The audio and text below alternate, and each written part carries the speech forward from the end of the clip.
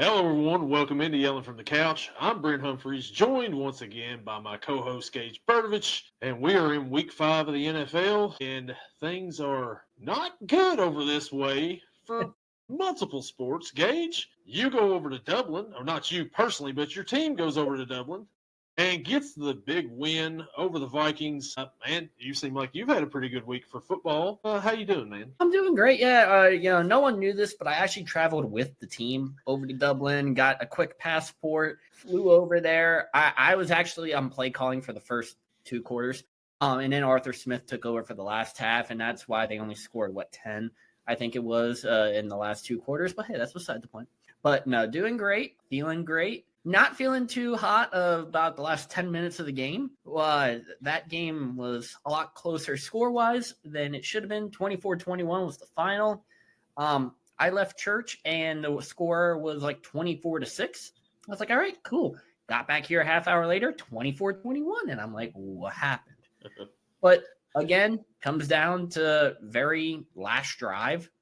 I think I messaged you that was a Carson Wentz masterclass drive. He didn't do that against the Bengals, though, so I'm not too sure where that came from. But I'm doing great. I still have my starting quarterback, knock on wood. How are you doing? There's been a lot of ups and downs in multiple sports for you since we last talked. Well, so in football land, it has not been good. College has been horrible. NFL has been even worse. And then the Reds got my hopes up for a couple of days, and then they went to LA and they're done for. So, like you said before we clicked record on this, we didn't even get a chance to even mention my excitement for the Reds playoff run that they've made it in. And by the time we click record, they made it out. I messaged you. I said, man, if this gets to a game 3 tonight, when we're recording, I'm going to be like having to mute myself or something during this. But, they had their opportunities last night. Tuesday night, not much opportunities at all. That game was pretty over quickly. Hunter Green was not good. But last night, 2 different times, bases loaded, and the Reds did not capitalize on the opportunity. And they're back home, and the Dodgers are heading to Philly. So we're talking about this. Do you remember the last time the Reds won a postseason game? Yes, I do. 2012 against the San Francisco Giants in San Francisco. They were up 2-0. They come back to Great American Ballpark, and they lose 3 straight to the Giants. And Hunter Pence was on that team. He killed the Reds. But what I remember the most in game 3 of that, or game 5 of that, bases were loaded, Reds were down a few runs, and Buster Posey comes up and hits a grand slam to just completely crush the Reds' hopes and dreams. I thought the Reds would win the World Series that year. I thought they were that good, and then they blow it. I just wanted to bring it up just to say that the Pirates have won a postseason game more recently than the Reds have. Who did they beat in that postseason game? Couldn't tell you. I feel like there's this chant, too, that happens to just be the last name of the pitcher maybe for the opposite team, and he dropped the ball. I don't really remember. Would you like to enlighten me? No need to even talk about it. Neither here nor there on that. Yeah, gotta love it. Like we said, didn't even get the chance to be like, all right, Reds are in the postseason, let's go. Before, coming back on here and being like, Reds are done for the season. All right. The last time we talked about it, we was talking about Marte's game-saving catch, which was awesome. And then they go out and they beat Milwaukee Friday. They beat Milwaukee Saturday. The Mets go 1-1 in those games. Reds have to win, or the Mets lose for the Reds to get in. The Reds, of course, lose on Sunday to the Brewers. But the Marlins do their job and let the Reds in. And so, all right, hopes are up. But talk about a masterclass failure by the Mets. I feel like they should have had that spot locked up. And for how many weeks were you talking the Reds are only 5.5 games out? They're only 2.5 games out. They are 1 game behind the Mets. When the Reds went out to Sacramento and got swept to Oakland to the A's early in the month, I was like, there's no need to even bring up baseball on this podcast anymore. We're all football all the time. The Bengals are going to get off to a hot start. It's going to be all over with. And then the Reds are, they'll be done by the end of the season. And then the Mets just were like, we don't want this wild card. You take it. You will take it. And that's what happened. But if anyone remembers from when we were doing like the preseason predictions here a couple months ago, we were both talking about baseball. And I was like, I got a couple weeks of hope and then I'm done. And you were like, by the All-Star break, my hopes for the Reds too are gone. And they just kept dragging you along, just inch by inch, little by little, until they were just like, nope, sorry, there it goes. Had to bring you on for a little bit. Yeah, it's like, you know what? You could sneak into the playoffs here, and then we're going to disappoint you. Yeah. At least they made the playoffs, I guess. It's always next year. For you. You got Paul Skeens, so. For how long? He's going to want a new contract, and they're going to be like, all right, we'll trade you to the Dodgers or the Yankees. We'll get their number 20th prospect in the system and two guys that you never heard of down in single A, and we'll be good to go for the future. I had talked with Gordon a little bit on the podcast we recorded that the MLB really needs a salary cap. Every other league has a salary cap. They don't have a salary cap. So all the good players, they go to L.A., they go to New York, they go to Chicago, and then the small market teams just don't have a chance. If you draft a superstar, you've got them for a few years. But once that time's up, they're gone because they can't afford them anymore. So they really need to implement a salary cap. Unless it's Milwaukee, in which case, for some reason, this small market young team it feels like been good for a while. And that's just good coaching staff. But I agree. I think there needs to be a salary cap. But I think at the same time, you need a salary floor as well. Because if they put the salary cap at, say, $200 million, Bob Nutting will be like, all right, $80 million, here we go. That's the way Castellini will be like, too. He'll be like, we don't have to spend that much, do we? That's fine. But, yeah, I'm with you. I mean, a floor would be great, too, on that, because that forces them to actually have to spend some of that money that they're just putting in their pockets. Yeah, and players then can't demand these outrageous contracts. Yeah, as they have. Like Scott Boras may be out of a job at that point in time, which would be fine with me. Tired of hearing of Scott Boras. Yeah, get rid of him. Although he's already made his money, so I don't think he would be opposed to that. Well, so there's the baseball talk for the week. Pittsburgh had a big win overseas. The other guy, the third man on the podcast, he had a pretty interesting Sunday night game there. He might as well went out and kissed his sister or something because his team tied 40-40, man, against the Cowboys. Well, one thing, scoregami. So, hey, that's pretty cool. Games cannot end in a tie. They cannot end in a tie. I do not care how you do it. Change it to college rules. Yeah. You get the drive or you get the quarter, however they do it. Then you do 2-point conversions, and here we go. Whoever gets it, gets it. Whoever doesn't, doesn't. To stay up, I don't even know how long that game was. 3 hours, we'll say, for it to end in a tie. The most anticlimactic thing ever. And the way that they got there at the end of the fourth quarter, it's a quick touchdown, field goal. Okay, cool. We're tied up. Here we go. Excuse me. And then you go into overtime. You get 10 minutes. First of all, make it a normal quarter if you're going to do it. 15 minutes. Who says no to a little extra football like that? Nobody.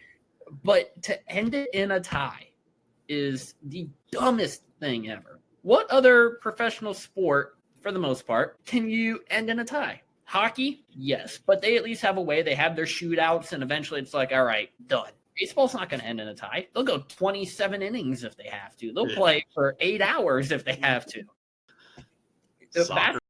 Soccer, yeah. You got the shootouts. Basketball, I don't believe ends in ties. I could be wrong, though. I don't watch basketball. So you want to keep changing the game. You want to change these dynamic kickoff rules, which it's been cool to see more kickoff returns. I will say that. But you want to change these rules, but you don't want to change the thing that affects a team record the most. Because when it gets right down to it, if you have a team sitting at 8-1 and a team, another team behind them sitting at 8-1 because they were divisional rivals and they tied in a game, well, gosh, now what do you go to next? You make it so one team wins, one team loses. I don't care how you do it. I don't care if you do what Pat McAfee said. Put the kickers out there and let them have a kickoff. Just something to make it to where a team wins. Yeah, that was what Gordon was saying. He's like, just put the ball at the 50 and we bring the kickers out and whoever misses first, they lose. Yeah. I was like, well, that game you all would have lost, definitely, because your kicker's not out kicking Aubrey. He's like, I understand that, but, and I'm like, man, even if they just went with the college rules, there's no ties in college football anymore. Put it at the 30-yard line, whatever. And whatever, I mean, something's got to give here with this tie stuff. And like after the game's over with, George Pickens didn't even know that games can end in ties. I'm like, bro, what league are you in? You've been in this league for how long and you don't know the rules? I get it. It sucks. It should never happen, but those are still part of the rules right now. You got to know the rules, man. Yeah. Well, hey, he came from Pittsburgh, where I don't think a game ever got close to being tied one way or another. But I did see someone say, like, they should have all 22 starters, offense and defense, each take a kick from 30 yards out. Whoever makes the most wins. I was like, that would be entertaining, and you would be able to know who works on it in practice and who does not. Yeah, I mean, it doesn't even have to be like, because the thing is player safety is what they say. They don't want to have the games going on so long because of player safety. Yeah, so let's add another game at the end of the season, right? Let's make 18 games in the season. Let's add a 17th. Let's add an 18th. But, yeah, we're worried about player safety, so you can't play an extra 5 minutes in overtime to win a game. Come on. Yeah, and if you just do the college OT rules, chances are you're going to play less football. So college OT rules, so, like, they start at the 25 for the first overtime. Second overtime, they start at 25, and you have to go for 2 if you get a touchdown. And then after that, the ball's placed at the 2-yard line, and it's a 2-point conversion until somebody misses. So you're running one play for each overtime after that. That's a lot less plays than what you're going to run in a 10-minute overtime. And you'll get a lot more scoregamis that way probably too, so that would be even cooler. Yeah, we're all for scoregamis on this podcast for sure. But, yeah, so, Gordon, messing up our pick'ems here. It's going to have a weird number on it when I throw it up here in just a second. And then Monday night, there was 2 Monday night games. There's no need to talk about them. All right, so let's go on to the last week 4 picks. And boy, I went 9-5-1. You went 7-7-1, and Gordon went 8-6-1. Overall, I'm 41-18-1. You're 38-21-1, and Gordon's bringing up the rear at 36-23-1. I don't like having the tie at the end. No, and I was like, what do I do here? And I'm like, I'm the tie, because we all picked the Packers. Like, thanks a lot, Jordan Love. I feel like we're going to have to start picking ties now. If we can correctly pick a tie, I just wonder what the odds are on, like, DraftKings. It's got to be a lot. If one of us can correctly predict a tie, I think that person wins just for the entire season. Does not matter the record at the end of the year. I think so. I think that is fair enough with me. If anybody picks a tie and it ends in a tie, you're automatically winner. We're just playing for fun at the rest of this. One of us is going to do it. One of us is going to pick a tie and it's going to happen.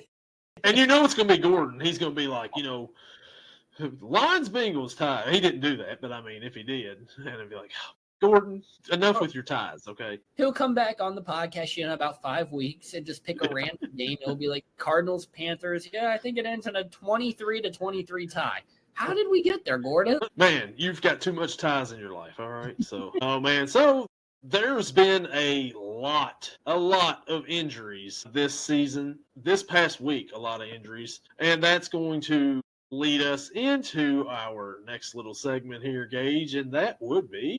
From turf to tears, it's Injury Fears. Who's sidelined this week in Gage's fantasy sphere? Yeah, so about that.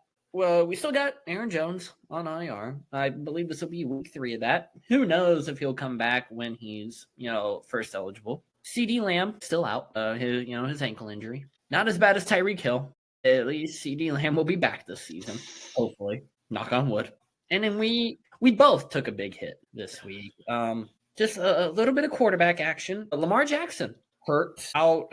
Was a hamstring injury, I believe that they said. Out this week. Status, let's see here. It says, suffered a hamstring injury against Kansas City. His status for a week 5 matchup against Houston is in doubt, so probably gonna not play. His absence, blah, blah, blah. So it doesn't say exactly how long he will be out for. So it's probably a week-to-week basis, which is not good. It's probably going to be 2 to 3 games. So what do I got to do?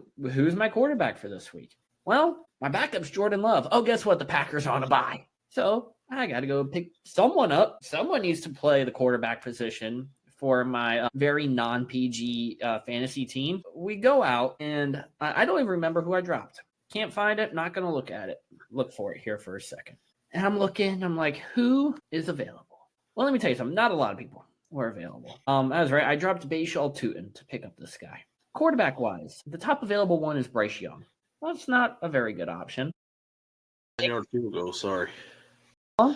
59-yarder, Eddie Pinero. Nice. Way to go, Eddie. It sounds like the 49ers actually found their kicker. It didn't have to draft him in the third round either. And then we got Jake Browning, who, no comment. We know that's not good. Trevor Lawrence is hit or miss. Okay, week 1, great week 2, just happened to be against Cincinnati. Horrible week 3, and then a meh last week. Geno Smith, Spencer Rattler, Carson Wentz, Sam Darnold, Cooper Rush, Mac Jones, Cam Ward, Dylan Gabriel. All people who I don't want on my fantasy team. So who do I pick up? I pick up the guy that I wish the Steelers would have drafted this past year. Give me Jackson Dart or the New York Football Giants. Now, I know he is without Malik Nabers. He didn't do bad last week. 111 passing yards and a touchdown. But he also added on 10 rushing attempts for 54 yards and another touchdown to give him 19.84 fantasy points. If I can get 15 out of him, I'll take that. It's at New Orleans, and we know the Saints defense is trash. So why not? And then another one, not injury related, but I've been talking for the last 2 weeks how bad the running back room is on this fantasy team. We had Travion Henderson, Zach Charbonnet, Nick Chubb. I got to add someone to that because this just is not helping. I lost by 2 points last week. A little bit because Lamar got hurt. A little bit because the running backs suck. So we go and drop DJ Moore because he's just been underperforming. Bears are on a bye week this week anyways. Not going to use him, obviously. And we go and we pick up the guy that we hope, we pray, is going to be the Arizona Cardinals starter and Michael Carter. He was not last week. Amari DeMarcado was actually the one that played. He had 1 rushing attempt last week for 1 yard. So I'm really hoping that volume picks up a little bit. I'm still debating whether or not to start him. I have Charbonnet and Nick Chubb as the starters. So we're hurting. We're sitting at 1-3. We need a win this week. I'm going against a stacked team that has Kyler Murray, Jonathan Taylor, Breece Hall, Jamar Chase, Garrett Wilson, Evan Ingram, Amarian Hampton, the Bills defense, and Matthew Prater. Whoa. Looking at this team, I'm like, how did they get that? But if Jamar Chase can do what he did last week, I might have a chance. Man, let's not say that. But that's who's injured, who's benched, who's dropped, who's added on the fantasy team.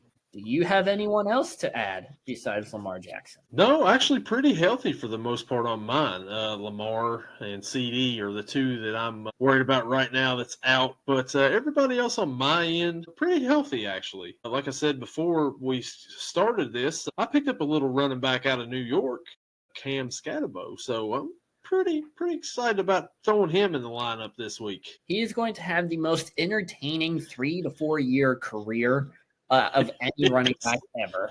But the way he finds someone to hit. He could have 40 yards open green downfield, and he will curve to hit that safety. It's entertaining as heck to watch him. There was a picture of him where he has grass stains on his jersey, and they play on turf. And they're like, how did he get the grass stains? And somebody's like, this right here is a picture of CTE at its finest right here. I was like, yeah, probably. The way that the guy runs, he looks like Derrick Henry, but more head. It's just boom, boom, boom. Yeah, I mean, like you said, one of the more entertaining backs for the next 4 to 5 seasons. And then, unfortunately, the guy's going to probably be out of the league because he probably won't be able to walk. I hope he stays around long enough to get, a decent contract from a team, get the money, and then, unfortunately, he might Antonio Brown. But I think he'll be okay for now. If he turns out to be Antonio Brown, I mean, man, that would be a huge change for the guy. But that would be, CTE, man. CTE ESPN, right? CTE does a lot to a man.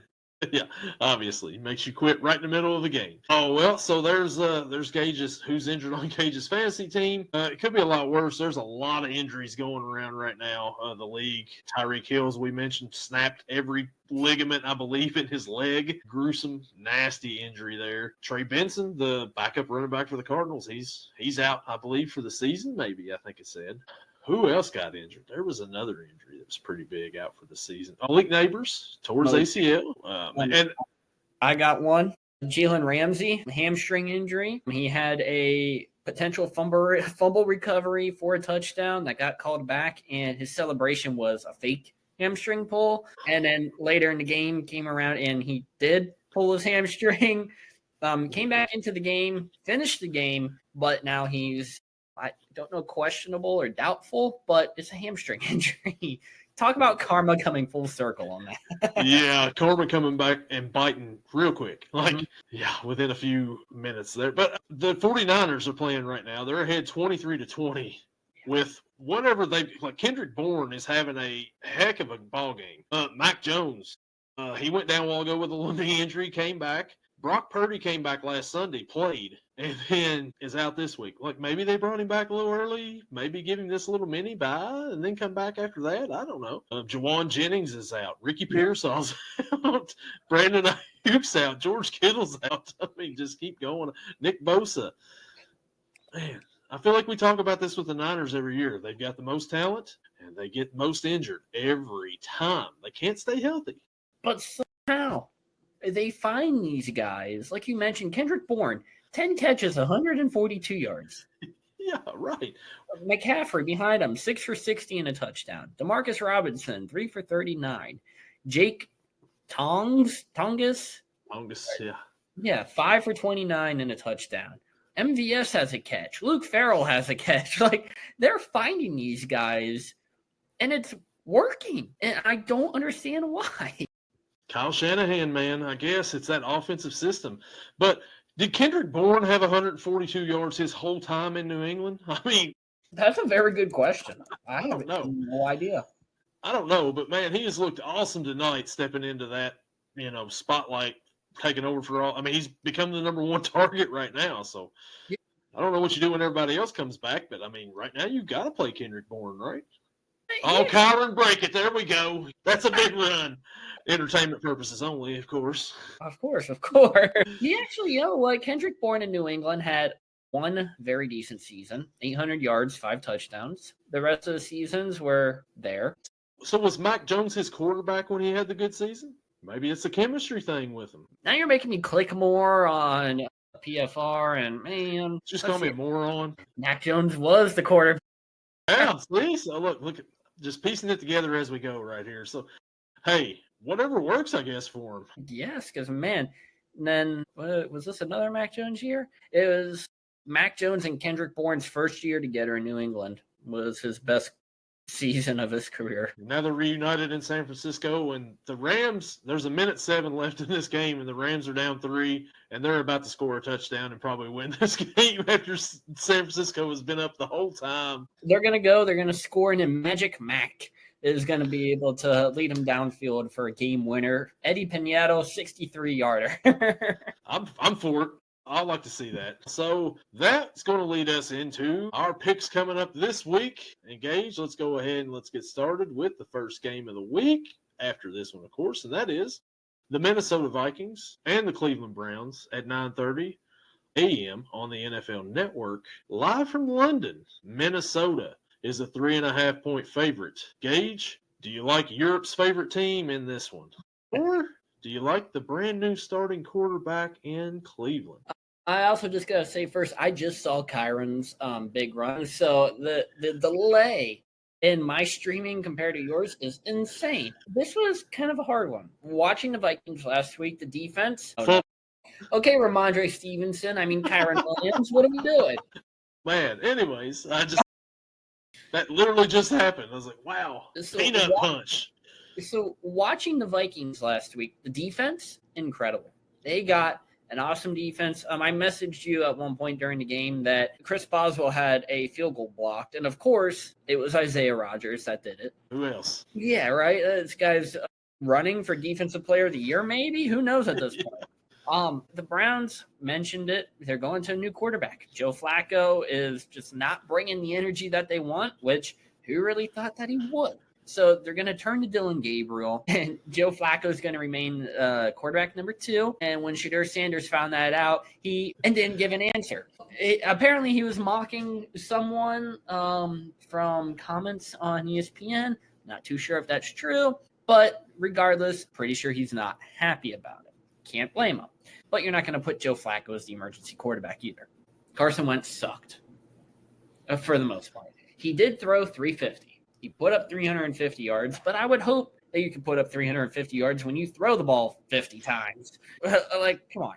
But the running game, I think we both expected it to be kind of huge last week for Minnesota. Jordan Mason, not that great of a game. I believe they held the entire Vikings team to under 100 yards. Meanwhile, they let up 99 yards to Kenneth Gainwell and 2 rushing touchdowns, which who would have thought? Not me. Nobody. At all. He was available at one point in my fantasy league, and I didn't take him. But that's beside the point. So I can't go with the Browns. Only reason being the Vikings, now this is their second game in a row, international. They're already over there. They're already basically acclimated to it. The Browns are coming overseas. I'm going to assume that they're already there, but they might be leaving tomorrow. I'm not too sure. And it's just the Browns. Give me the Vikings in this one. Give me the points.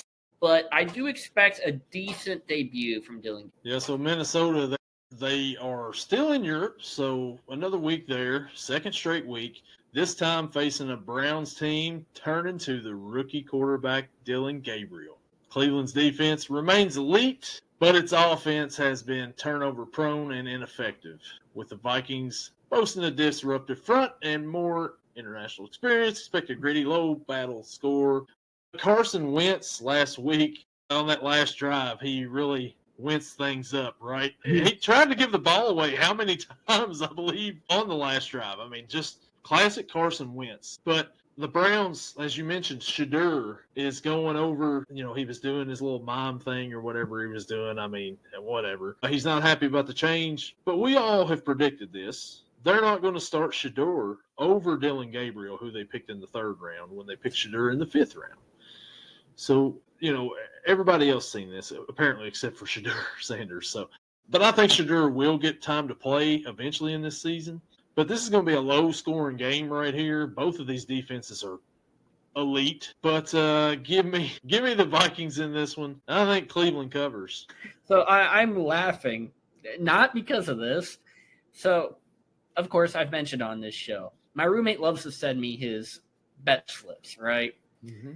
And he had a 7-legger for tonight's game between the Niners and the Rams.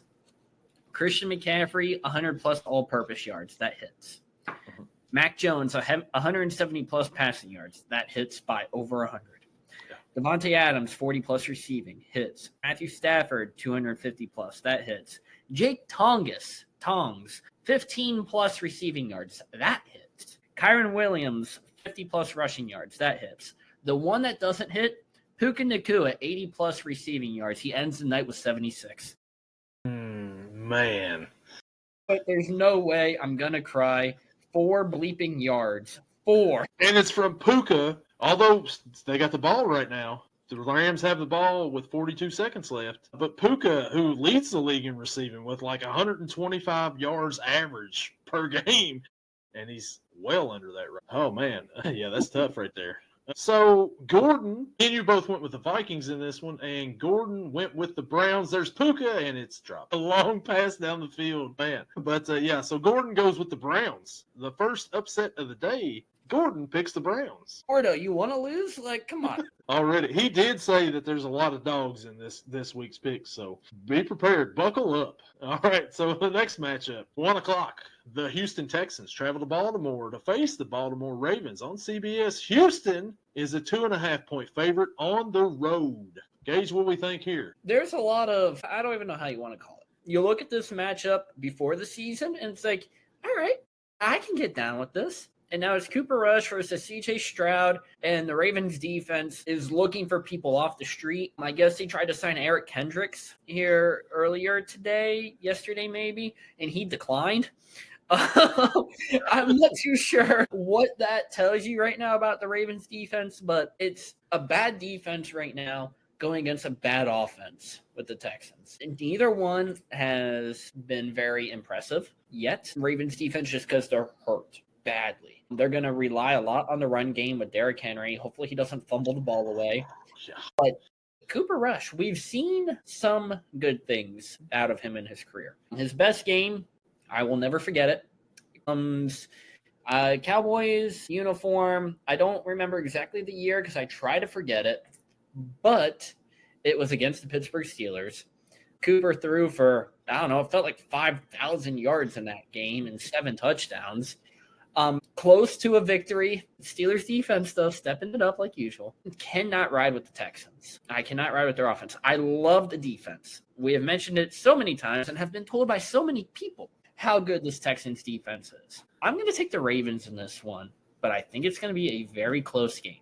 Obviously, being the underdogs, I think they'll cover with the Ravens pick, but I'm not excited to pick the Ravens because they're division rivals, but I will take them. Whoa, all right. So a little bit of an upset, home upset. It is kind of strange to sit here and look at these picks and see the Baltimore Ravens as a 2.5-point dog at home also, especially against the Texans teams who, quite frankly, has not lived up to the hype. They got their first win of the season last week where they faced the Tennessee Titans in a 26-0 beatdown. Okay, that's the Titans. So did you really prove a whole lot in that game? Not really. So whatever. Texans, Ravens, Houston's defense, they've struggled though against mobile quarterbacks, but Baltimore does not have their mobile quarterback this week as Lamar is out with a hammy. They got Cooper Rush. I don't know how he'll do out there. Like, he's serviceable as a backup. He come in for Dak a few years ago with the Cowboys. I think he led him to like a 9-5 record or something like that. Not bad for, what I considered at the time a great value, Andy Dalton, the redhead. And C.J. Stroud and the Texans offense has been lackluster, to say the least. And 6 seconds left off Devontae's hands. 3rd and 10. Houston could still win on the road here. And it wouldn't really be a steal because, well, they're the favorites. So give me the Texans in this one as well. I think that they win only because I don't think the Ravens, they're 1-3 right now. And without Lamar, I don't know, man. That they're going to rely on that run. Derrick Henry has not been the guy. He hasn't been getting the touches either, really. I don't know what they're saving him for. Somebody says like load management already, and we're going to overtime in this game right here, field goal. Second week in a row, we're going to overtime with NFC West teams. Like, what is going on here? Okay, but yeah, I got the Texans winning this one. Like I said, Derrick Henry has not gotten the load. They said he's like load management in the NBA. Where you kind of rest the player during the season, save him for the playoffs. Well, if you don't have a good enough record, what are you saving this guy for? Yeah. Justice Hill got more touches than he did last week, and he deserved it. He played pretty good. But give me the Texans in this one, and Gordon also has the Texans, so Gage, you are on the island by yourself. But it also makes me wonder if there's like an undisclosed injury going on with Derrick Henry. Maybe he has a little bit, maybe a sore hamstring. But maybe it's enough to where he can still play, but not get the numerous amount of touches that we're used to seeing in the past. Maybe it's just age, too. Maybe they don't want to wear down his body. I think, it may be turf toe, too. That's a dangerous injury for a lot of folks this year. But what I think it is, though, I really think that maybe age has finally caught up to him. All those years of the hard running and everything, you can't keep that up forever. And maybe time has finally caught up with Derrick Henry. Time will tell, I guess, this season. Do you think Cooper Rush, he's been under Dak for how long, all right? Do you think he will keep the, here we go, before his pre-snap? Well, that'd be interesting to see then, won't it, this Sunday? But I don't know. I'd like to see if he does it or not.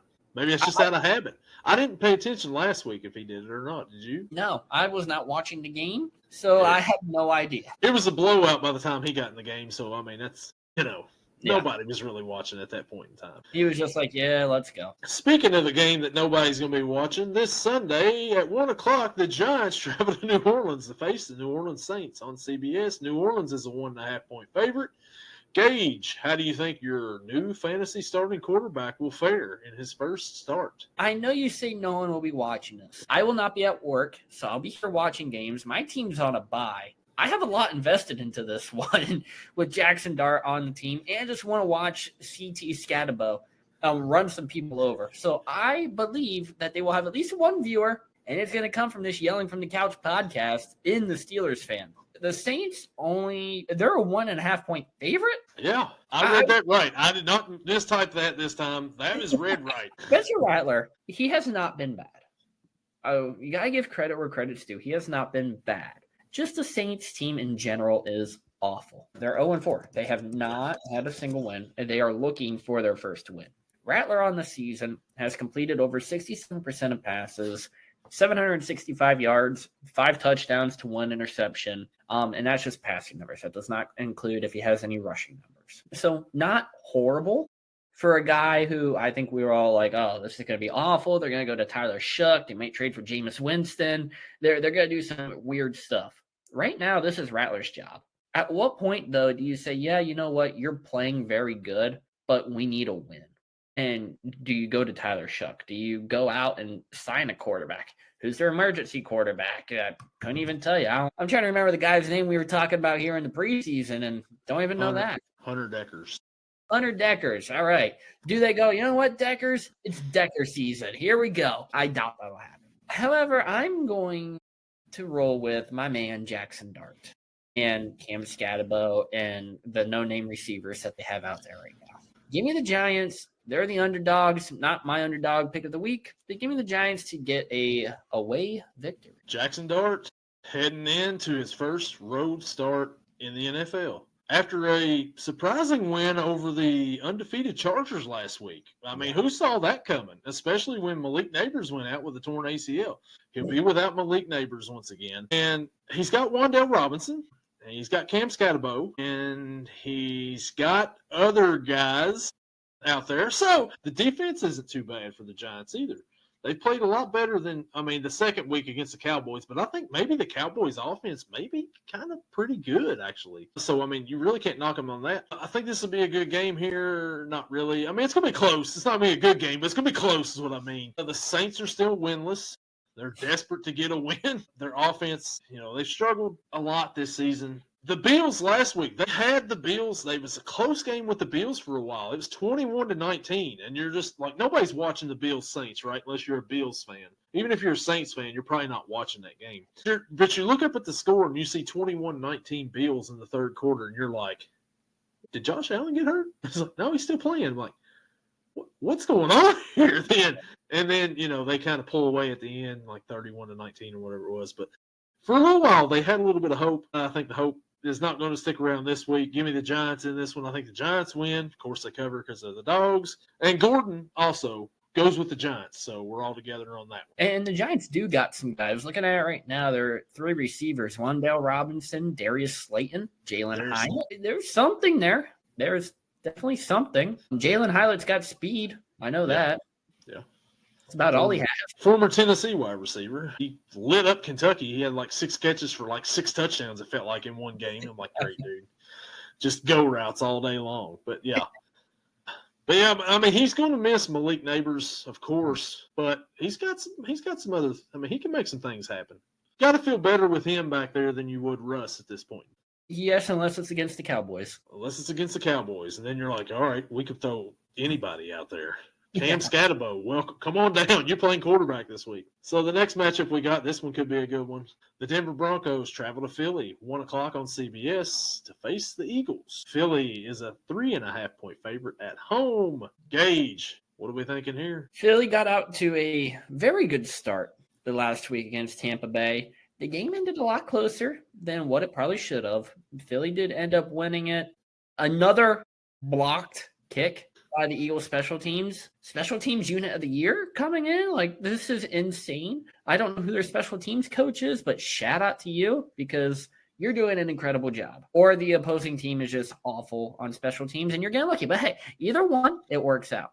The Broncos coming off a win against a certain team that was very dominant, but the team that they were playing wasn't great. They did hold a star receiver to very limited yardage and just overall was not anywhere close to being a fun game to watch. I'm going to go with the favorite. Give me the Eagles in this one, and I do believe they cover. I think they get out to another fast start and are just able to keep the pace up. So this is a battle of two pretty good defenses right here between the Broncos and the Eagles. Both of those are pretty top of the league defenses. Jalen Hurts and the Eagles are still undefeated. Jalen Hurts didn't have did he have like 0 passing yards in the second half last week? Like that. And they still come out and win. Like, how are you guys doing this? Like, what's going on? A.J. Brown, not very happy right now in Philadelphia. But I feel like we have this conversation at least 3 times every season since we've been doing this. A.J. Brown's not happy with this situation. Last year, he was reading a book on the sidelines. This year, he's quoting Bible verses at the end of the game. So it's hard to say, really what's going on over there with them. And then,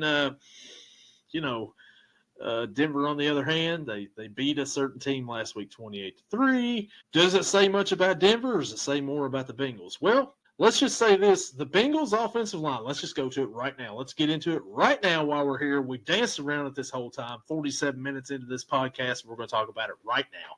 The Bengals offensive line, they had 5 offensive linemen. The Denver Broncos were rushing 3. And what do the Bengals do? They take 4 guys to block one guy to block another guy. The math doesn't add up because guess what? There's still one guy free. What are we doing out here? And we wonder why our $250 million quarterback is hurt year after year.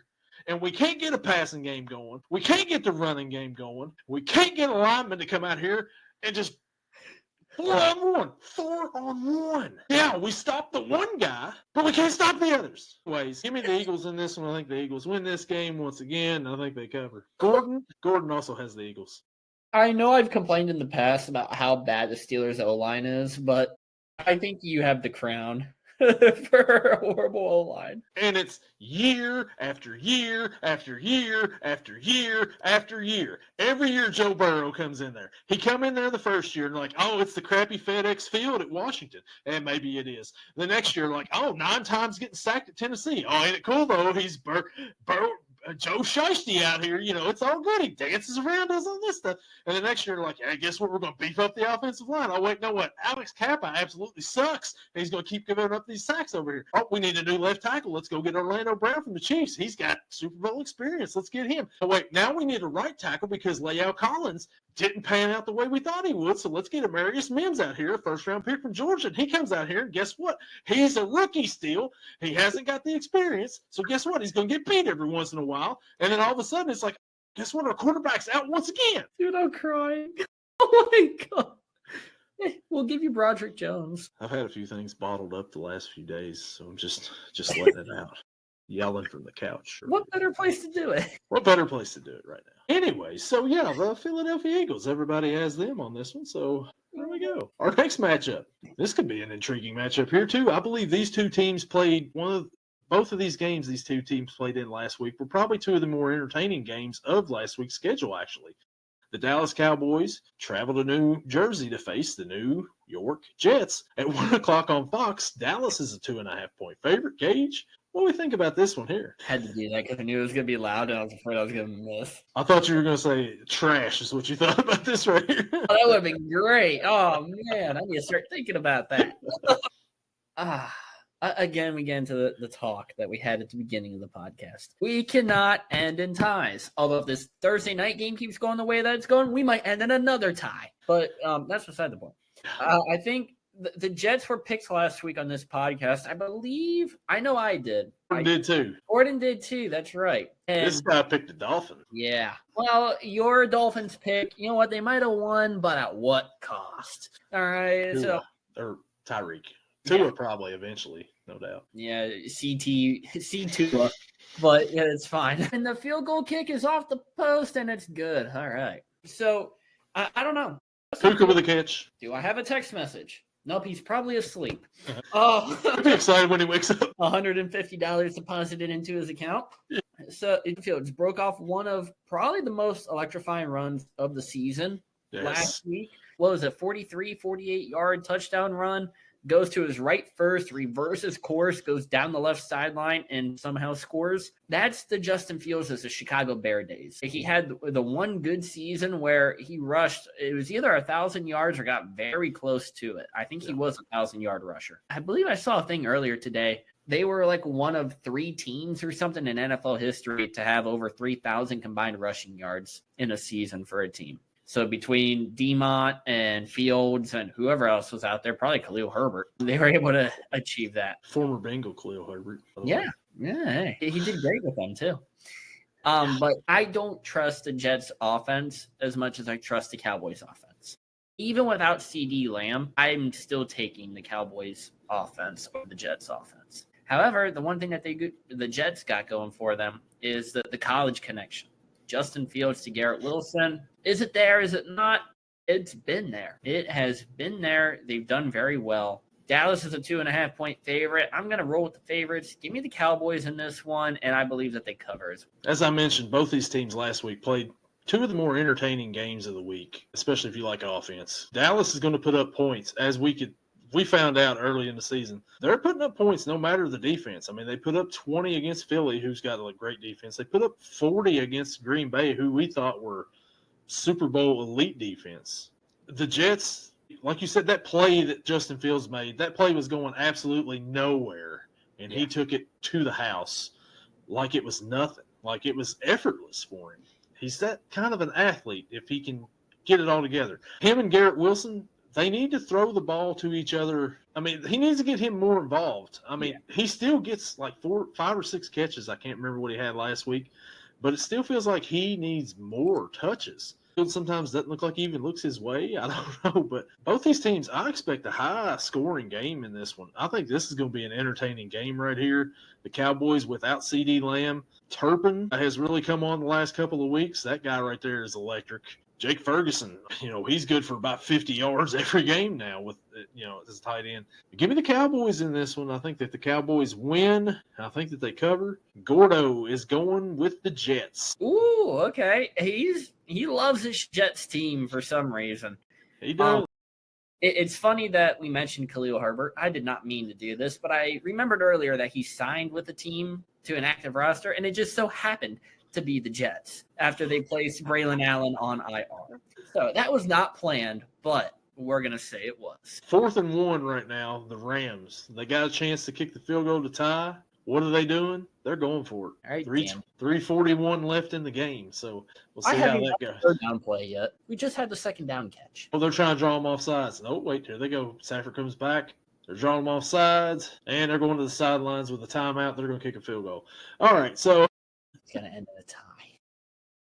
This ends in a tie. After we've talked about a tie, it's got to be the most NFL thing. It's like the great philosopher Rowdy Roddy Piper once said. Once you think you have all the answers, the NFL changes the questions. All right. So the next matchup we got, 1 o'clock, the Oakland Las Vegas Raiders travel to Indy to face the Indianapolis Colts at 1 o'clock on Fox. Indy is a 6.5-point favorite, coming off of their first loss of the season. Gage, what do you think? Yeah, real quick update. I just get a text that says bang, bang, bang. So I'm going to assume that he's happy. They're going for it, and they're stuffed. Niners win. Kyron Williams up the middle, and he got stuffed. Short. Why would you kick the field goal, bro? What are you doing? Wow. What a win, though, for the Niners on the road. Man, what a game. What a game. Yeah, Thursday night's been putting out bangers. The NFC. But back to the pick'ems. The Colts lost their first game last week. I say Adonai Mitchell lost his first game last week. Oh, my gosh. You talk about him. 2 touchdowns lost because of him. One that you're an NFL receiver. You're a professional. You're not a rookie, so it's not a rookie mistake. You fumbled it through the end zone. No one touched you because you were celebrating. Happens every year for whatever reason. And I don't get it. And it's not that are doing it. It's these guys who have been in the league for multiple years. And it does not make any sense. And then he had a holding penalty, I believe it was, on a Jonathan Taylor long run that he did not need to do it at all. JT was scoring. And because of that, they end up losing. And finally making me look like an idiot for picking them and believing in Indiana Jones. So Not Jones's fault. I will put that loss strictly on Adonai Mitchell. The Raiders. Geno, I don't know what the problem is this year. I think it's just the Raiders in general. How many times did I mention him in weeks past? Oh, he's been very accurate throughout his entire career. He's been great. 70% completion rate. Oh my gosh, this guy, he's going to be incredible for this team. The Raiders found their quarterback. 3 interceptions last week. 117 total yards. 2 touchdowns. I believe both to Ashton Genty. And 66% completion rate, which is actually the second highest of the season so far for him.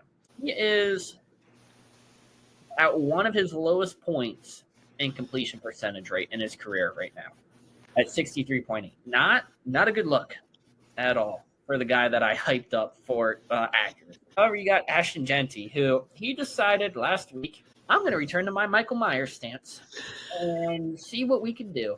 And the guy rushed for 138 yards and a touchdown on 21 attempts. That is, I believe, higher or at least very close to his season total before that from weeks 1 to 3. And it's the most touches that they've given him in a game so far this year. Keep feeding this guy the ball. He has the it factor. You drafted him for the it factor, and you give him 19, 11, and 17 touches in the first 3 weeks. And then you're like, you know what? I think this guy's kind of good. Let's give him the ball. And then you throw it to him twice. 2 catches, 17 yards, 2 touchdowns. Okay. He had a fumble. I don't even care about that. You had a great game. Oh, man, this is a hurtful game because do the Colts get back on track, or does last week really just throw them off and Indiana Jones is all befuddled? Give me the Colts. 6.5-point favorites. I think it's going to be a close game. Give me the Colts. Give me a Raiders cover. Yeah, so the Colts last week, they're still, I would say Daniel Jones is still hot out there. I mean, it really hadn't cooled off. Still looked pretty good last week. They should have won that game. As you mentioned, Mitchell running into the end zone like he's a 7th grader out here trying to celebrate and loses the ball and it goes out of the end zone. Nobody's around you, dude. Cross 5 yards deep into the end zone, then do whatever you want to do. I don't care if you spike the ball or kick it all the way up into the stands at that point in time. I don't care if you do what Seth McGowan did last week for Kentucky against South Carolina and throw it in the front row and hit an old grandpa. I don't care what you do at that point. You're already in the end zone. It's fine. Just don't do that. But anyways, and then the Raiders last week, like you said, back to the Michael Myers stance. They were trying to get him out of it, and then he's like, you know what? I'm just going to go back to what I'm comfortable with. I did it at Boise State. I led the nation in rushing, so why not? And that's what happened. So he looked pretty good. Can he continue doing it? Maybe so. I don't know. I don't know if he'll be able to do it this week. It's going to kind of be an uphill battle for Los Angeles, Las Vegas, Oakland, whatever we're calling them right now. I keep calling them the thing. I'm pretty sure I called the Guardians last week the Indians as well on one of these podcasts, so I'm stuck like 2 years behind. But anyways, the Colts win this game. I think Daniel Jones is still favorited for the most improved player of the year or comeback player of the year. I mean, coming back from sucking once again. So give me we got to throw that in just about once a week, I think, on here. Oh, yeah. But Danny Jones, they get back on track. Mitchell has a big game this week, and he holds on to the ball, I think. So give me the Colts to win. I think that they cover this spread as well. But I think Ashton Genty goes over 100 yards once again. It looks pretty good for the most part, but Geno, once again, doesn't. And Gordon also has the Colts in this. How long until you start calling the Commanders their redacted name, we'll call it, because try to be PC on the show here. You know what? I may do it here after a while. Just be like, hey, the Washington football team, because that's the one we're talking about. Yeah. Oh, no. Yeah. Yeah, but I don't know. I'm kind of, I better, stay away from that. Like you said, trying to stay a little PC, but I know I threw in the old Cleveland name there last week when we were talking about baseball, and I was like, okay, I just kind of listened to that back, and I was like, oh, right, next game we're going to talk about here. It is the Dolphins and the Panthers at 1 o'clock on Fox. Miami's a 1.5-point favorite on the road at Carolina. Gage, can you tell me what in the world is going on with the Carolina Panthers? I can't tell you what in the world is going on with either of these teams. Tyreek, we've mentioned it. His leg is in another universe right now. Will he ever play football again? I have no idea. I hope he does. Cool player to watch. Apparently not that good of a person, but cool player to watch. Darren Waller might be the Dolphins' red zone threat right now. 2 touchdowns last week in his return game. And he even said it to where I wanted to go somewhere where I wasn't always run blocking and get me out of the Giants, which frankly, you just had to say get me out of the Giants and you wouldn't have even needed an explanation, but I don't blame you as well. The Panthers, I give up. I have no idea. I can't figure this team out at all. I will treat the Panthers how we treated the Buccaneers last year. I will not pick them at all for the rest of the season. Someone better hold me to that, to where if I do pick the Panthers at some point, yell at me in the comments on YouTube, Spotify, Pandora, Apple, wherever you listen. Leave a comment saying, Gage, you said you were never going to pick the Panthers. Now you got to do the hot sauce challenge or something ridiculous like that. I hate hot. Please don't do that. But I got to start this week. Give me the Dolphins. Give me the points. Panthers, road to misery. The Panthers last week went to New England and just got absolutely pounded. After the week before, absolutely pounding the Falcons, who the Falcons come back last week and they beat the Commanders. What is going on in this NFL universe? So, Miami, they head to Charlotte this week without Tyreek Hill. Like you said, exciting player, maybe not the greatest human being in the world. We're not going to make any accusations here that haven't already been made, I guess. But I don't think he's going to be the same player if he does come back. If he comes back, I don't think that 4.2 40 speed is going to still be there with Tyreek. I mean, maybe we don't call him the cheetah when he comes back anymore. I mean, he's definitely not going to be that same type of player anymore with that explosiveness. You can't be with what happened to his leg the other day. There's no way that he's going to be the same player at all. But Bryce Young, I mean, what is this guy? What is this guy? What is this team? So let me know. They're looking to bounce back from that blowout loss last week. They're at home. I think that they'll play better this week. Tua has got Achane working again. Achane had a pretty big game last week. Got to get Jalen Waddle a little bit more involved now. I think that they probably will, of course, without Tua or without Tyreek. And then Darren Waller, welcome back, son, to the league. He quits to go rap, right? I believe he quit the Giants to go rap. And then they're like, you know what? Miami sounds fun. Sounds like the place to be. I want to go hang out down there, go play football in that offense. And then, not much going on the first 3 weeks. And then last week, 2 touchdowns. So pretty big game for him. I like Miami in this one. I think Miami wins. I think Miami covers. I'm with you. It's going to be hard to pick the Panthers for the rest of the season. But Gordon has the Panthers winning this game. Now, this would be a good time to bring Gordon on the podcast. Be like, explain yourself. Yeah, like what's happening here? I don't know. I'm reading exactly what he wrote. I'm not changing anything up myself here.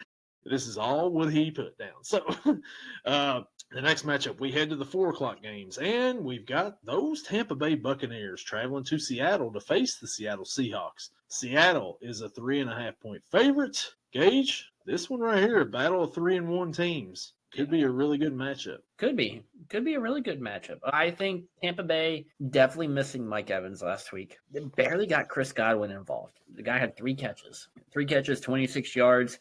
His long was 11 yards. They need to get him involved more if they want any chance in this passing game. You got Emeka Egbuka, who had an incredible touchdown reception from Baker. It was like 77 yards, and I still don't know how Baker made the throw. He sometimes pulls out these incredible throws, and you're like, how? And then he sometimes makes an idiotic throw, and you're like, how? It's the career of Baker Mayfield. Something to be studied. Yeah, it really is. The Seattle Seahawks, just, I don't know, not a fan. I know they have not been bad at all. They beat the Cardinals last week, Thursday Night Football, 23-20. And it was a pretty good game. The defense stepped up. Rushing game was pretty solid. Receiving game, passing game was okay. Sam Darnold, 18 of 26, 242 and a touchdown. Pretty basic what you expect. I am going to, however, go back to our roots. Give me the Tampa Bay Buccaneers in this one. I'm not too sure what the spreads are for the rest of the weeks, but 3.5 points. Let's call this the underdog pick of the week. Give me the Tampa Bay Buccaneers to win. Oh, man. So these teams both enter 3-1, and they're going to wear throwback uniforms to celebrate their 50th seasons. That'll be interesting to see. I'm pretty sure, wasn't it last week they wore the creamsicle jerseys that the Tampa Bay Buccaneers did? I believe it was. Look pretty sweet out there. Buka, I mean, he's on somebody's fantasy team right here. Had 20-some points, looked pretty good. Hey, got him, pretty late in the rounds. I'm pretty happy with Ibuka right now. Seattle's defense has played pretty good this year so far. Sam Darnold's been efficient so far. Like you said, the run game's not been too bad. Smith and Jigba's had some good games early on in the season. Tampa Bay's got some injuries going on coming into this game. Mike Evans, can they get Chris Godwin going? Bucky Irving has been dealing with maybe a toe again. I mean, why wouldn't it be a toe? I think it might be something to do with the foot. But you may get a Rashad White game here coming up. That's a lot to overcome going all the way up and playing the 12th man in Seattle. So I'm going to take the Seattle Seahawks in this one. Give me the Seahawks. Sorry, Bucks fans out there. But it's 2 weeks in a row I've picked against them. Yeah. So we'll see. We'll see if that trend continues. I don't think it will, but hey. I think you're carrying some bad juju for this team. Maybe so. We'll see how it goes this Sunday. And Gordon also picks the Bucks. So nice. I'm on an island by myself here. At least this isn't a crazy island. This isn't like a Panthers island or anything like that. No, not at all. Or a Saints island. Yeah. And the next or the next one here. The Tennessee Titans travel to Arizona to face Arizona Cardinals, 4:05 on CBS. Arizona is a 7.5-point favorite at home. Gage, is there really much to say about this game right here? Besides for Tennessee might have number one pick again next year between them and the Saints, I'm not too sure. Is Cam Ward the answer? I don't know. I mean, the guy has shown flashes this season, but last week against Houston, completed 38.5% of passes. That might be the lowest I've seen in a while. Barely had 100 yards and had an interception. Now, we know how good the Texans defense is, but still, you got to do something. And it might just be that the Titans coaching staff sucks. Yes. It might be that Cam Ward sucks. Overreaction, you're 4 games into your NFL career, but it kind of seems like you've regressed from week 1. That's not to say anything negative. Okay, maybe a little bit. The Cardinals, mentioned earlier, their run game, probably going to be non-existent. Michael Carter and Imari DiMercato taking snaps at running back. Yeah, you're going to have some issues, probably. Smash and dash right there if I ain't ever heard of one. But Kyler still can run. He's been doing it. Marvin Harrison's going to have a breakout game. It's a big helmet. The guy who's running, like he's at recess playing backyard football. Marvin Harrison, breakout game. Trey McBride, you can always count on him. 5 catches, 50 yards. Did he have a touchdown last week? I don't think so. So he'll probably have one this week. Who knows how it'll be, though. It might be recovering a fumble in the end zone. It might be a rushing one. It might be a passing one for all we know. I can't take the Titans at all. 7.5 is a lot of points, and I'm still going to take it. Give me the Cardinals and give me them to cover. Yeah, Arizona and Tennessee, both of them, I mean, Arizona has clearly got more talent over there. Marvin Harrison Jr. is going to have a breakout game, as we say every week, right? And the Titans, man, just when you think that they may have something going on, just a little bit of something going on, they get shut out last week by the Texans. A really good Texans defensive team. We're not going to say anything bad about that because they really do have a good defense. Offensive, I mean, they're putting up 26 points. They haven't put up 26 points, seems like, combined all year, and they do it against Tennessee Titans. So if that tells you anything about those two teams right there, I don't know what else will. The Cardinals, like you said, lost last week in a close game against Seattle on Thursday night. The Cardinals have more potential in this one. They've got the better team. They're going to win this game. I think that they cover. And Cam Ward said it best after the game was over with. When he described his team, when he said, excuse the language here, we ass. That should tell you all you need to know about the Tennessee Titans right there. You just print it on the T-shirts, sell it at the stadium. And Gordon has the Cardinals in this one as well. So coming to his senses a little bit on some of these here. It's good to know he's not picking complete underdogs. Yeah, you just get go just straight underdogs and be like, hey, maybe this strategy works. Yeah.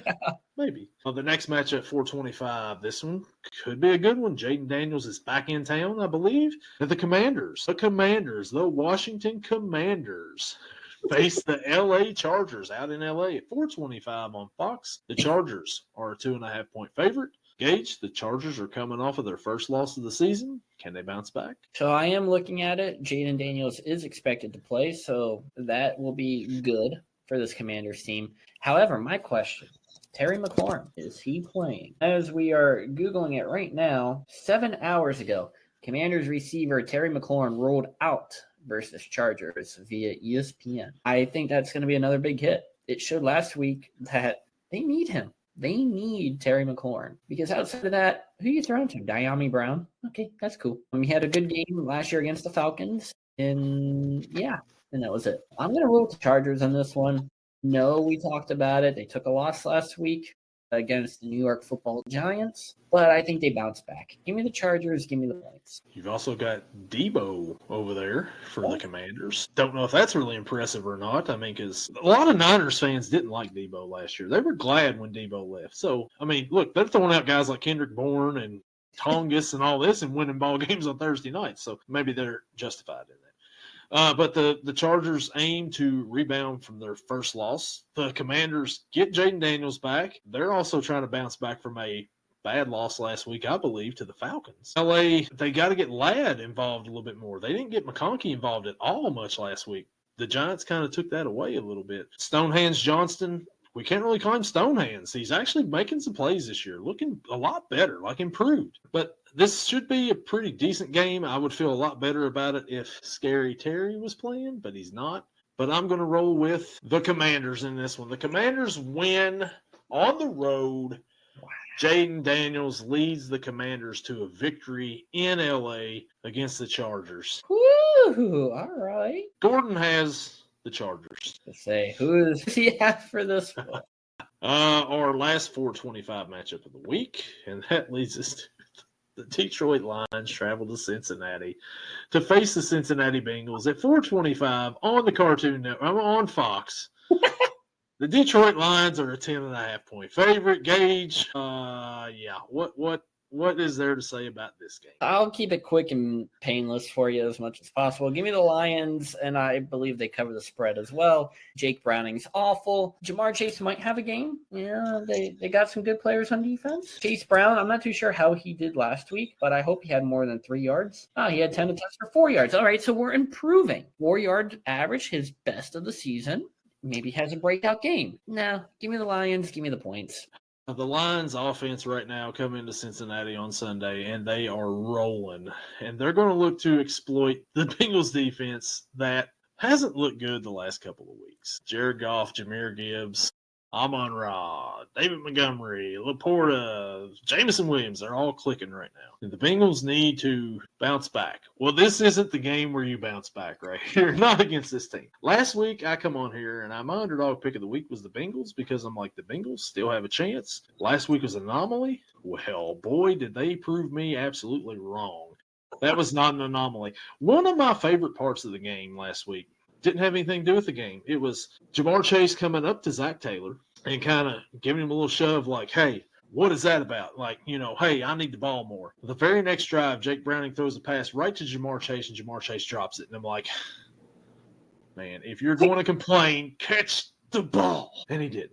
So before I get all worked up here once again, I'm going to stop right here, and I'm going to say that the Lions win and the Lions cover in Cincinnati, unfortunately. And Gordon also picks the Lions, and he says, I really want to be wrong here. Well, I want to be wrong here too, but I don't think it's going to. Let's move on. The Sunday night game, the New England Patriots travel to Buffalo to face the Buffalo Bills. 8:20 on NBC. Buffalo is a 7.5 point favorite at home. Gage, Bills Mafia is going to have all day to be drinking and be wild. That atmosphere is going to be crazy Sunday night. Division matchup. Think Patriots got a shot at all? No. The amount of tables that are going to be smashed, tailgating and stuff, Bills Mafia, like you mentioned, is going to go crazy. I think the Bills are going to go crazy too. Give me Buffalo. Division matchup, so I think they're going to keep it close. Give me Buffalo, but give me a New England cover. I like it. I think Buffalo is the better team in this for sure. They kind of played around a little bit last week with the Saints at home. They're going to have all week or all day to go crazy there. That atmosphere is going to be wild. Buffalo wins. I think Buffalo covers this spread, actually. Patriots will keep it close early. Stephon Diggs revenge game incoming. Huh? Anybody? Maybe not. So I got the Bills in this one. Get the Bills to cover. Gordo also is rolling with Buffalo on this one. The final matchup of the week. Monday night, the Kansas City Chiefs travel to Jacksonville to face the Jacksonville Jaguars on ABC/ESPN. The Kansas City Chiefs are a 3.5-point favorite in this one. Gage, Kansas City's looking pretty good, but Jacksonville also looking pretty good. Who we got? Cough, cough. Mahomes coming off his best game in a while. I think it was the first time he threw, 4 touchdown passes in a game since 2023. So he didn't do it at all last season. And they might be a little bit on a roll now. Tyquan Thornton, let me tell you something. This guy has gone from 0 to hero in a matter of switching teams, in the matter of an off season. And I think they're going to keep it rolling. I don't think the Jaguars have what it takes. Travis Hunter, he's been playing both sides, but not having that much of an impact. Brian Thomas Jr. just has not lived up to what he had in his rookie season. So I'm going to go with the Chiefs in this one, and I'm going to take the cover as well. Jacksonville, they're hosting Kansas City. Prime time. Trevor Lawrence, Patrick Mahomes. We'll see how both of these teams are after this game right here. Jacksonville have been exciting. Their only loss this season, Cincinnati Bengals. So what changed for the Chiefs the last couple of weeks? Well, the week before last, they played the New York Giants. That game was not very good. I mean, that was an ugly game. Russell Wilson got benched after that game, actually, if that tells you anything. Chiefs really didn't look that good, but they won. Last week, they looked like the old Chiefs against a good Ravens team. And, man, put up 37 points or however many points they ended up putting up. I can't even remember. I lost count. I think it was 37. But what changed for him at that point in time? Well, how about a young man by the name of Xavier Worthy coming back? He makes a difference with this team right here. Travis Kelce, you better stay away from this guy because you all are a different team when he's on the field. Yeah. And that offense is going, and they're looking pretty good. And like you said, Tyquan Thornton. These New England Patriots receivers, right?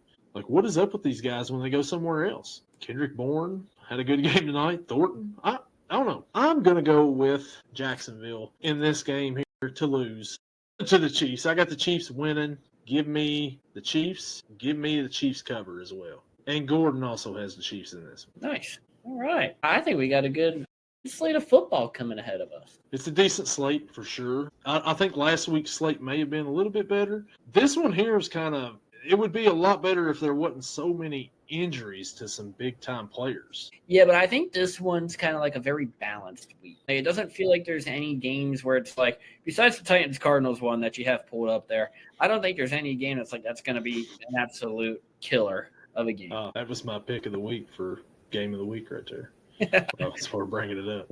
But yeah, it's so like the Bengals Lions, when they put this game at 4:25 at the beginning of the season, you put if you're not a West Coast team, you put your marquee games at 4:25 on Sundays of the afternoon slate. So I'm pretty sure they were like, okay, Goff, Burrow, this should be a good matchup here. And then Burrow gets hurt, and then we've got the Jake Browning experience, which is not going good right now. And it's like, oh, can we flex out of that? And I'm like, yeah, actually you can, because they flex the game next week from 4:25 to 1 o'clock because it sucks.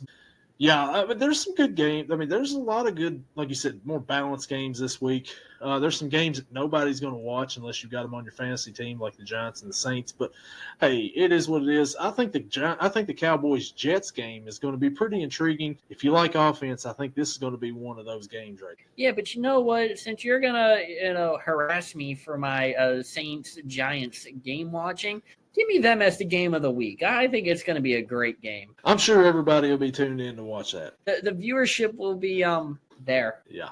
There will be people. If there's one people watching, there will be at least people watching this game. There will be at least 2 eyes watching it. Well, I think that will. Oh, there's buys. There's teams that's on buys this week.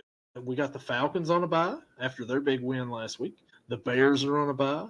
The Pittsburgh Steelers are on a bye. And who else is on a bye? The Green Bay Packers are on a bye. So, already getting buys early in the season. It's kind of early for a bye week, I think. You don't want to have it too early. You don't want to have it too late. But you got to take it when they give it to you, I guess.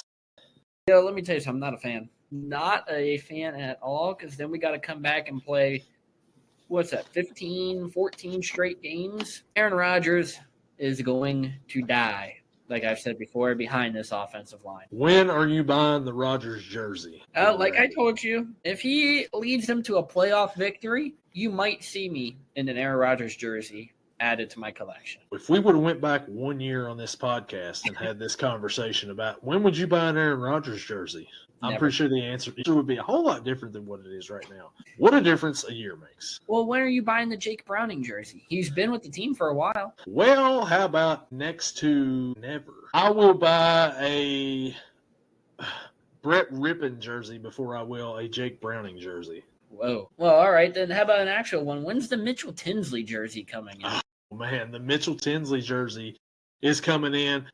I've got a shirt here, that just came in the other day. So the Mitchell Tinsley jersey's coming in, pretty soon. If only Mitchell Tinsley had a good quarterback to throw to him, things would be a whole lot better at this point. He did have one. He did have one, and he made a heck of a catch with that quarterback in there. Yeah, he did.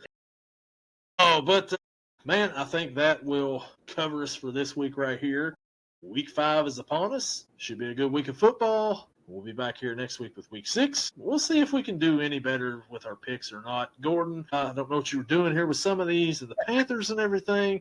Maybe next week you can hop on and try to explain yourself. I don't know, but we'll see. Yeah, or maybe he'll prove us all wrong, and he will be the number 1 picker. You do remember a couple of weeks ago, we mocked him to no end because he picked the Jets. Like you said, it might be a secondary team. I know Rodgers played there, Favre played there, so maybe that's the connection he's got. Justin Fields plays there now, an Ohio State quarterback. We mocked him to no end, and they almost pulled that off, and they're like, okay, maybe he knows something here. So if the Panthers come back and they play this game pretty close and maybe win, we may shut up about Gordon's picks from now on. Nah, never. All right, well, that'll do it for us this week, and we'll see you all next week. Check us out on YouTube, Spotify, and all that good stuff, as Gage mentioned earlier in the podcast. Yeehaw!